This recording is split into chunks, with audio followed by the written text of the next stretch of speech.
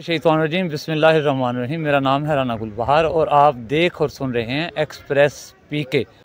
आज हमारी खुशकिस्मती है कि दुनिया का जो सबसे मकबूल तरीन खेल है, जो सारी दुनिया में खेला देखा जाता है, यानी मेरी मुराद फ़ुटबॉल से है, तो उनके हमारे पास एक कीमती असासा हमारे साथ इस वक्त मौजूद हैं। साबिक फ़ीफ़ा रेफरी हैं और अभी रेफरी जो हमारे यहाँ पे यानी अंपायर जो हैं, उनके जो इंस्ट्रक्टर हैं सलाहुद्दीन अवान साहब, वो हमारे साथ इस वक्त मंडी बहाउद्दीन में मौजूद हैं। आइए आपकी बात उनसे करवाते हैं। सलाहुद्दीन साहब, सबसे पहले तो आपका बहुत शुक्रिया। आप फ़ुटबॉल की बेहतरी के लिए मुल्क के कोना कोना में जा रहे हैं और ये एक छोटा सा गाँव है हासला वाला, और आपने एक लंबा ट्रैवल करके यहाँ पे तशरीफ़ लाए और हमारे नौजवानों की यकीनन हौसला अफजाई की। अस्सलाम वालेकुम, बहुत शुक्रिया। ये फ़ुटबॉल जो है आप जानते हैं बड़ा मकबूल गेम है और मैं पूरे पाकिस्तान में ट्रैवल कर चुका हूँ। मेरा शोबा तो रेफरी का है और जब मैं रेफरीशिप से रिटायर हुआ तो उसके बाद मैं पढ़ने पढ़ाने का जो अमल है रेफरीज का, इलाज ऑफ द गेम, उस पर भी मैं तवज्जो देता रहा हूँ। आज यहाँ चूँकि Pakistan football federation normalisation committee जो है उसके तहत यहाँ पर क्लब्स की स्क्रूटनी हो रही है, तो उस सिलसिले में मुझे यहाँ आने का मौका मिला है। तो मैं आप लोगों का बहुत मशकूर हूँ कि यहाँ मुझे सहूलियात फ़राहम की गई और मैंने अपना यहाँ पर जो स्क्रूटनी का काम है वो शुरू कर दिया है। सलाहुद्दीन साहब, चलें, आपका सफ़र, रेफरी का सफ़र तो वो बाद में पूछते हैं, कितने अरसे पे मुहित रहा और कब से आप फ़ीफ़ा के साथ अटैच हैं। आप क्या देखते हैं कि पाकिस्तान में ऐसे कौन से काम हंगामी बुनियादों पर करने पड़ेंगे गवर्नमेंट ऑफ पाकिस्तान को या हमारे क्लब्स के ज़िम्मेदारान को, जिसकी वजह से फ़ुटबॉल दीगर ममालिक की तरह पाकिस्तान भी फ़ुटबॉल में एक नुमाया मुकाम तक पहुँच जाए? देखें जी, फ़ुटबॉल का अगर हमने स्टैंडर्ड अच्छा करना है ना, हम बहुत पीछे चले गए हैं, क्योंकि ये जो हम पे बैन लग गया था उसकी वजह से फ़ुटबॉल बहुत पीछे चला गया और काफ़ी पीछे चले गए।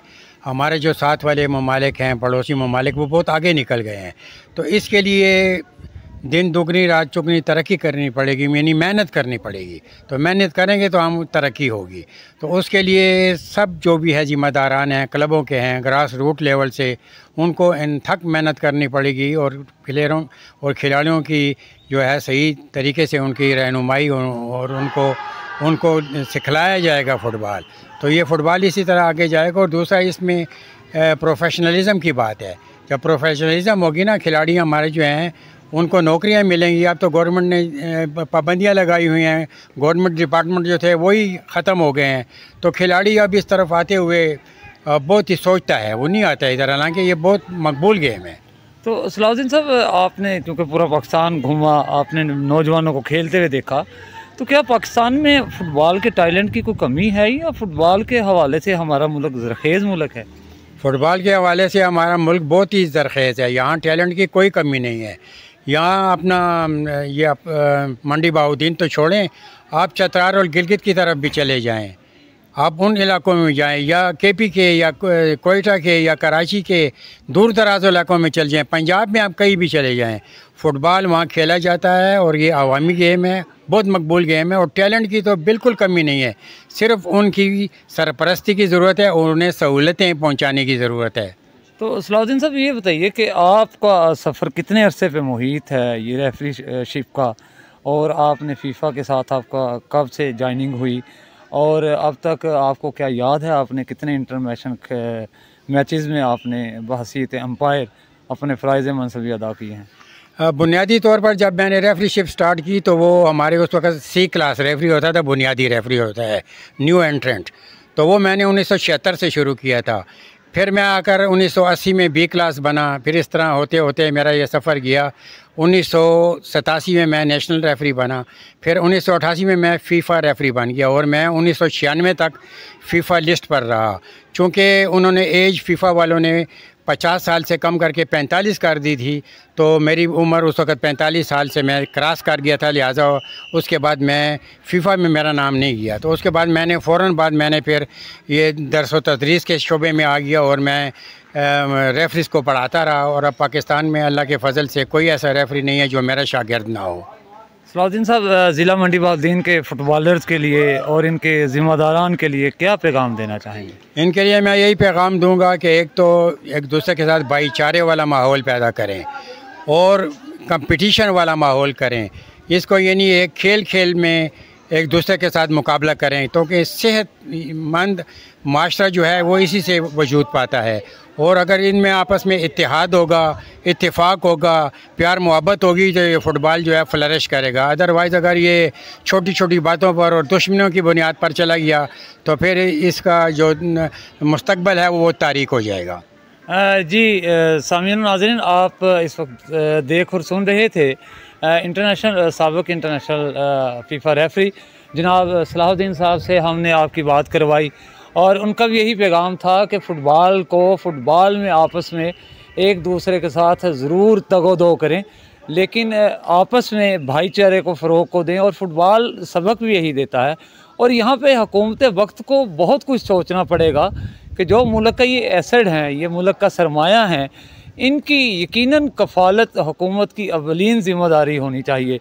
जब नौजवानों को उनके घर के लिए, चूल्हा जलने के लिए उनको बाकायदा से आमदन कहीं से हासिल होगी तो वो वक्त दूर नहीं, पाकिस्तान जिस वक्त सफ़े अव्वल के फ़ुटबॉल में इनका नाम होगा। और जब फ़ुटबॉल में नाम होगा, यकीनन ये एक सेहतमंद सरगर्मी है। तो हमारे जहाँ पर मंडी बहाउद्दीन को बेशुमार एजाज़ात हासिल हैं, यहाँ पर बहुत सारे ऐसे लोगों का पाकिस्तान भर में क्या पूरी दुनिया में नुमाया मुकाम है। जिस तरह डॉक्टर कदीर साहब के जो बहुत करीबी साथी थे, जब एटमी धमाका हुआ तो जिस फ़र्द ने उस एटम बम के बटन को पुश किया, मतलब गुलाम नबी साहब, उनका तल्लुक़ मंडी बहाउद्दीन से है। मुस्तनसर हुसैन तारर साहब, रफ़ीक तारर साहब, एक तवील लिस्ट है। और जुडिशली में अगर आ जाएँ तो पंजाब में जो इस वक्त भी सबसे ज़्यादा जजेस तैनात हैं, उनका तल्लुक़ मंडी बहाउद्दीन से है। मंडी बहाउद्दीन की मिट्टी हर एतबार से ज़रख़ेज़ है और स्पोर्ट्स के हवाले से तो बहुत ज़्यादा ज़रख़ेज़ है, जिसकी ज़िंदा मिसाल आज हमारे साथ इस वक्त मौजूद है। इस नौजवान ने मुल्क पाकिस्तान की फ़ुटबॉल टीम की एक लंबा अरसा तक कप्तानी की और उसके साथ बेशुमार एजाज़ात इन्होंने अपने नाम किए, मुल्क पाकिस्तान के नाम किए। मेरी मुराद पाकिस्तान फ़ुटबॉल के एक्स कप्तान मिस्टर हारून यूसुफ साहब से है, जो हमारे साथ इस वक्त मौजूद हैं। जी अस्सलाम वालेकुम। जी वालेकुम अस्सलाम। हारून यूसुफ साहब, कैसा देख रहे हैं ये अमल जो अभी नई रूह फूंक दी है, नॉर्मलाइजेशन कमेटी जहाँ जा रही हैं और स्क्रूटनी का अमल हो रहा है, और ये स्क्रूटनी भी डिफरेंट तरीके से हो रही है। पहले कभी स्क्रूटनी देखा करते थे, वो लड़के आ गए, लड़कों को गिन लिया, और अभी तो ये बाई प्रैक्टिकली, यानी जिस तरह के आप हमारे पीछे पस मंज़र में वो मैच हो रहा है जो दो टीमों की स्क्रूटनी हुई है, तो इस अमल को आप कैसा देख रहे हैं? बिस्मिल्लाहिर्रहमानिर्रहीम। अच्छा में गुलबहार भाई, ये हमारे मंडी बहाउद्दीन में पहले स्क्रूटनी हो चुकी है। अभी ये नए सिरे से एक दोबारा से कुछ क्लब रह गए थे जो उनकी अभी ये स्क्रूटनी के लिए आए हैं, मतलब सलाहुद्दीन साहब, क्योंकि ये मेरे भी समझ लो उस्ताद भी कह सकते हैं, और ये फीफा रेफरी हैं और पाकिस्तान के इंस्ट्रक्टर हैं PFF के फ़ुटबॉल के। तो ये मेरे लिए भी बड़े एजाज़ की बात है, क्योंकि मैं तो इनके अंडर खेलता रहा हूँ। जी। जिस वक्त मेरा टाइम था 94, 6, 7, 8 इसमें से, तो मैंने जहाँ तक इनको भी देखा है, ये अब आए हैं तो मेरी भी मुलाकात आज ही हुई है बड़े अरसे बाद। तो मैं तो इनसे बड़ी उम्मीदें रखता हूँ फ़ुटबॉल के हवाले से, कि इन्होंने जितना अच्छा फ़ुटबॉल को खिलाया है और ये अब PFF में इंस्ट्रक्टर के तौर पे वो कर रहे हैं, तो इनकी काबिलियत पे तो कोई शक नहीं है, ना हमें करना चाहिए। और दूसरी बात यह है कि ये बड़ी खुशी की बात है कि ये हमारे इस इलाके में आए हैं, और मेरे लिए भी एक एजाज़ की बात है कि मैं इनके साथ पहले खेलता रहा हूँ, तो अब ये मेरे इलाके में आए हैं, तो मुझे भी ये भी बड़ा एजाज़ है। तो दूसरा ये जो टीमें यहाँ अभी स्क्रूटनी के सिलसिले में आई हुई हैं, ये टीमें अभी हमारे इसमें शामिल नहीं थी, ये नई मतलब टीमें हैं, तो इनकी स्क्रूटनी जारी है। अभी कुछ टीमें आई हैं, कुछ अभी आनी हैं। तो ये एक अच्छा इक़दाम है कि अगर ये पाया तकमील तक पहुँच जाए तो इंशाल्लाह तो हमें भी उम्मीद है कि जो पाकिस्तान का फ़ुटबॉल भी अच्छा होगा, और हम भी लगे हुए हैं अपने इसी कोशिश में कि जी फ़ुटबॉल पाकिस्तान का अच्छा हो, पाकिस्तान का फ़ुटबॉल बहाल हो, कि एक लोग मतलब एक कशमकश में फंसे हुए हैं। लेकिन हम उम्मीद तो यही करते हैं कि इंशाल्लाह अब हमारा फ़ुटबॉल अच्छा होगा। मज़ीद ये जो इलेक्शन हो जाएंगे उससे फिर जो भी एनीवन कोई भी मतलब इसका सरबराह आ जाएगा तो उसमें फ़ुटबॉल को फ़ायदा ही होगा।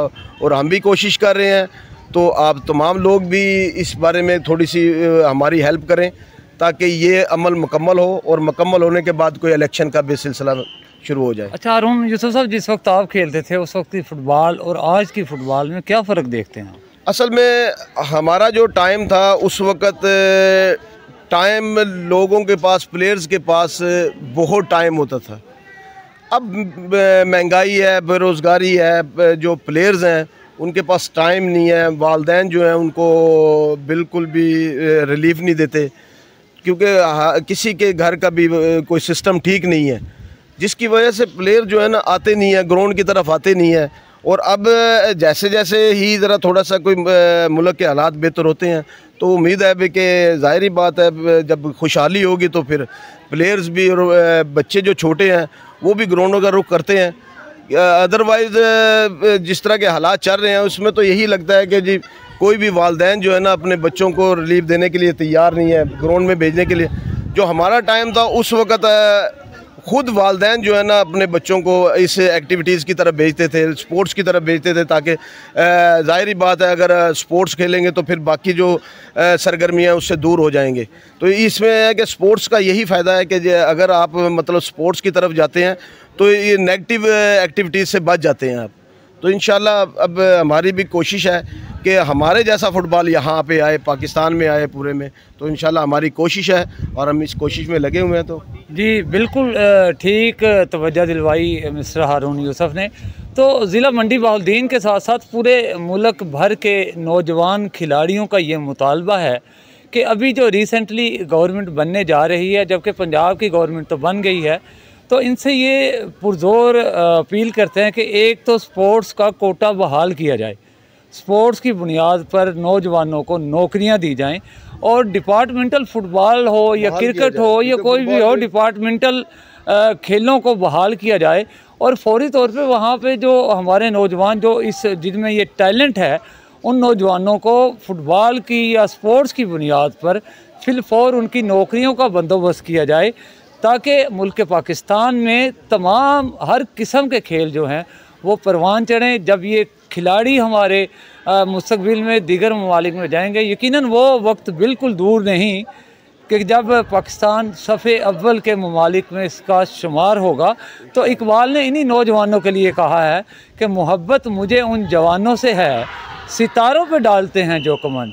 मुझे दीजिए इजाज़त, अपना बहुत सारा ख्याल रखिएगा। अल्लाह हाफिज़ व नासिर।